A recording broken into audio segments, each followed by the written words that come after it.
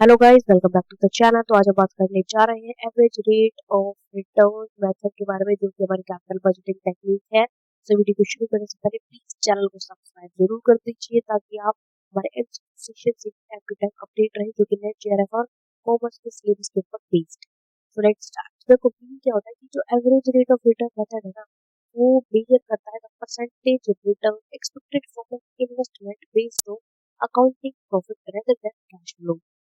एक investment project आपको कितना परसेंटेज रिटर्न अर्न करके दे सकता है, आपके अकाउंटिंग प्रॉफिट के बेसिस पर, ना कि कैश फ्लो के बेसिस पर। वो हमारा एवरेज रेट ऑफ रिटर्न का काम। सिंपल वर्ड्स में अगर आपको बताएं, तो how much profit in percentage of project will earn each in comparison to how much invest. आपने जितना पैसा इन्वेस्ट करा, उसके कंपैरिजन में एक प्रोजेक्ट हर साल आपको कितना पैसा कमा करके दे सकता है, वो average rate of return method से आप पता लगा सकते हैं।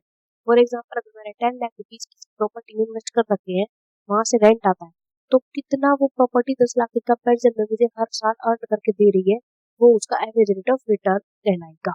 ठीक है। इस मेथड के फीचर्स क्या होते हैं? ये अकाउंटिंग प्रॉफिट पे बेस्ड होता है, ना कि कैश फ्लो के ऊपर। कैश फ्लो तो कई बार क्या होता है कि कैश फ्लो तो आगे मेरे पास 10 लाख रुपए तो आगे मेरे पास 10 लाख, लेकिन उसमें से खर्चा तो मैंने घटाया ही नहीं, तो मेरा वो प्रॉफिट नहीं होगा। अकाउंटिंग प्रॉफिट होता है जहाँ पर हमारे सारे एक्सपेंस माइनस हो जाते हैं, सारे लॉसेस हो जाते हैं, सिर्फ और सिर्फ नेट प्रॉफिट बचता है। फिर ये जो है टाइम वैल्यू ऑफ मनी को इग्नोर करता है, इसका ये फीचर है। ठीक है। Express as a percentage return, यहाँ पर रिटर्न परसेंटेज में मिलती है, एक्चुअल अमाउंट में नहीं मिलती है, जो कि टाइम वैल्यू मेथड में मिलती थी। फिर इसका फॉर्मूला पढ़ते हैं। एवरेज रेट ऑफ रिटर्न का फॉर्मूला बड़ा ही सिंपल सा है कि एवरेज एनुअल प्रॉफिट, साल में जितना प्रॉफिट एनुअली हो रहा है, एवरेजली हो रहा है, डिवाइड कर दो एवरेज इन्वेस्टमेंट से, कितना पैसा आपने उसमें लगा रखा है, मल्टीप्लाई कर दो 100 से, क्योंकि परसेंटेज में निकालना है।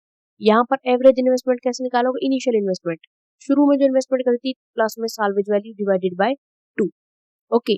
तो अब यहाँ पर डिसीजन कैसे लेना है? अगर आपकी एवरेज रेट ऑफ रिटर्न की value required rate of return से ज्यादा है, तो आप प्रोजेक्ट को एक्सेप्ट कर लो। फॉर एग्जांपल, मेरी एवरेज रेट ऑफ रिटर्न, मेरे को साल में पैसा तो आ रहा है 15 लाख रुपए, मैंने सोचा था कि 12 लाख रुपए आएगा, तो ये तो मेरी उम्मीद से ज्यादा आ रहा है, तो प्रोजेक्ट को एक्सेप्ट कर लो। लेकिन अगर हमारी एवरेज रेट ऑफ रिटर्न कम है रिक्वायर्ड रेट ऑफ रिटर्न से, कि भाई 10 लाख रुपए इन्वेस्ट करने के अकॉर्डिंग मेरे को 10 लाख रुपए तो मिलने चाहिए ना, लेकिन 10 लाख भी नहीं मिल रहे, कॉस्ट भी रिकवर नहीं हो रही, तो ऐसे प्रोजेक्ट को आप रिजेक्ट कर दो। ठीक है। फिर इस मेथड की एडवांटेजेस क्या होती है? बड़ा ही सिंपल सा इस्तेमाल करने वाला, सिंपल सा समझने वाला, ना कोई कॉम्प्लेक्सिटी सी है, आराम से समझने वाला मॉडर्न मेथड है ये।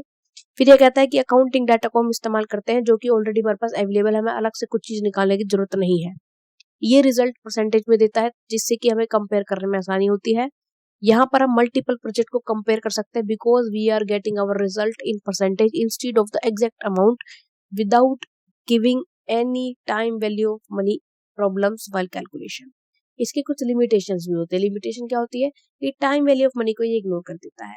ठीक है। क्यों? क्योंकि यहाँ पर हमें टाइम से मतलब नहीं है, हमें मतलब है एवरेज रिटर्न से। फिर ये कहता है कि आपका जो प्रॉफिट है, ये प्रॉफिट को इस्तेमाल करता है, ना कि एक्चुअल कैश फ्लो को। पैसा आया 10 लाख रुपए, अब जरूरी थोड़ी है वो पैसा मेरा प्रॉफिट का है या खर्चे का है, तो प्रॉफिट को इस्तेमाल करो ना, एक्सपेंस को, लॉस को क्यों इस्तेमाल कर रहे हो? फिर ये कहता है कि डजंट कंसिडर प्रोजेक्ट लाइफ और timing of the project. Project कितने साल का है उसको हम कंपेयर नहीं कर रहे, बस हमें एनुअल रिटर्न से मतलब है यहाँ पर।